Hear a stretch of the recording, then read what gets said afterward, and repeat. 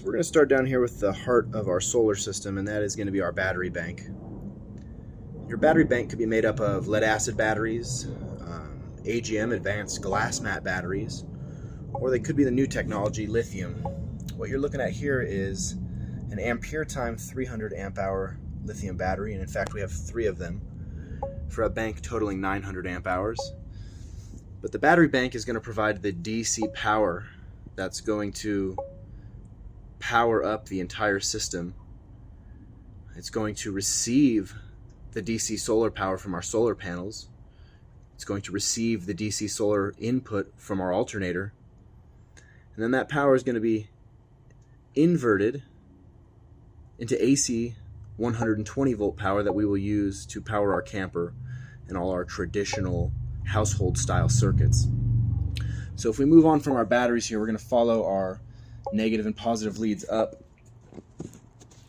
What we're looking at here is a pre-wired solar system made by a company called Autarky Expedition Vehicles, and that is actually who is speaking to you right now. My name is Zach Reinitz, and I'm the one that built this system and designed it.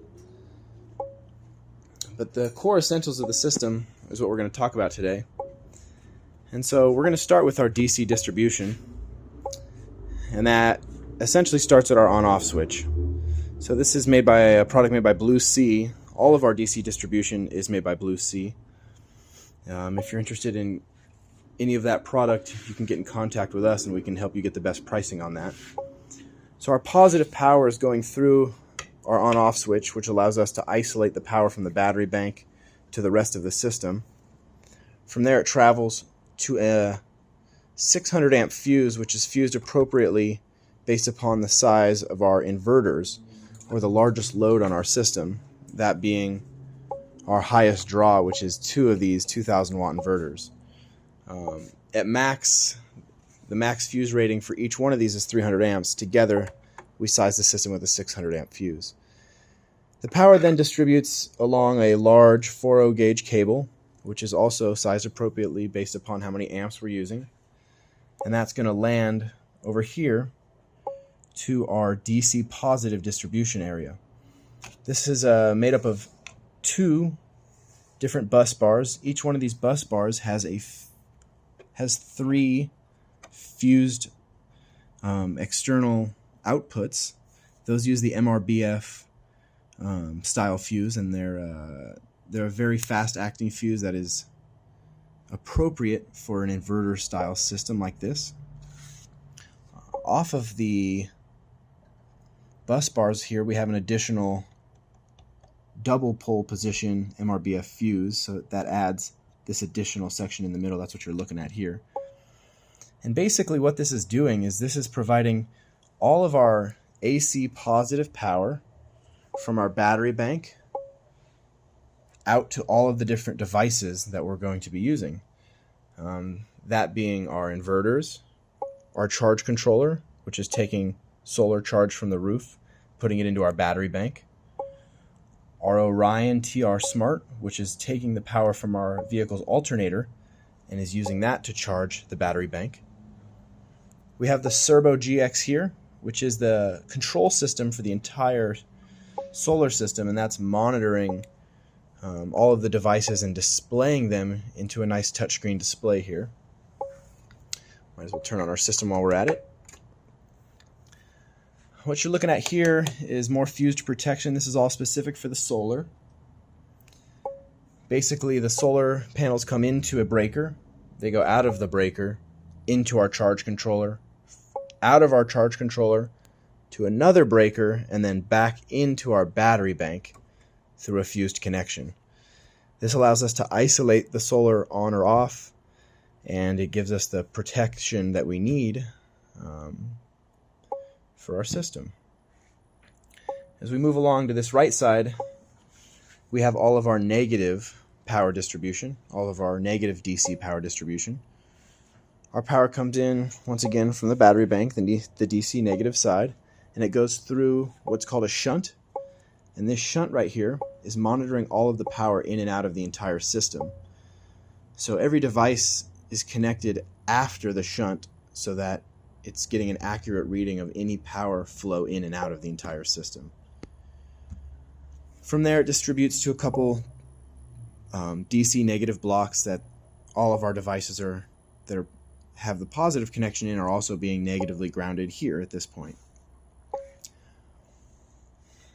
Our inverters, what their job do, and this is actually a inverter charger, and what that means is that it inverts that 12 volt battery bank's power, it inverts it to AC power, and then it's going to charge and fire off that power to a distribution panel where we have 120 volt breakers common to what you'll see in your house.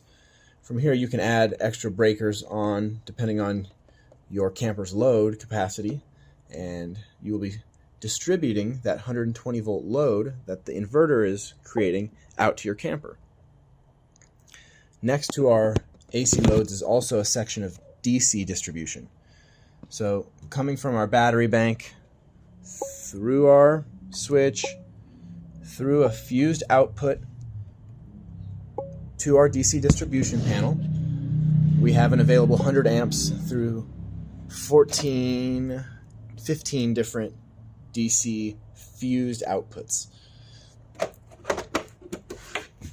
These inverters are paired together, so one of them runs at a time until the draw is over 2000 watt. Then the second inverter kicks on, and it allows you to have a really large amount of discharge. This system specifically can run an air conditioner, it could run an induction cooktop, it could do an electric water heater, it could do all of that at the same time, and a microwave all at the same time. Now that we have the power on, you can see our servo is now powered up, our screen is powered up, and you can see it gives it basically a display of all the different devices. So you can see our inverter is on and inverting. We have no solar load coming in, we have no AC load going out. And then you can also see the status of the battery there, all from that one nice touch screen. So that's kind of the core essentials of a RV solar system. You got your DC battery bank, which provides DC power to all your devices. We use DC because DC is what is incoming from both the sun above us from our solar system. It's what is available as a storage system when it comes to batteries. We just don't have an AC battery storage system, so we have to store power in DC format. And that's what our lithium batteries are for. That large battery bank is then discharged in the form of energy use when we turn on our microwave, when we use our air conditioner, when we use our induction cooktop, when we run our heater, our water pump. Any of those things are going to use either a combination of the AC inverted power or a direct load off the DC power. And that's the core essentials of a solar system on a camper. I hope this was informational for you guys. If you're a little overwhelmed by all this, feel free to give us a call. I'm Zach at Autarky Expedition Vehicles. We consider ourselves students of the trade. We are professional experts, but by no means are we the best of the best. We're always learning new things, and we're here to share that knowledge with you guys. If you're ready to build a great, reliable, and safe power system for your expedition truck, your Sprinter, your camper, your RV, your off-grid cabin, feel free to give us a call. You can look at our website. The link is in the description. Hope you guys enjoyed.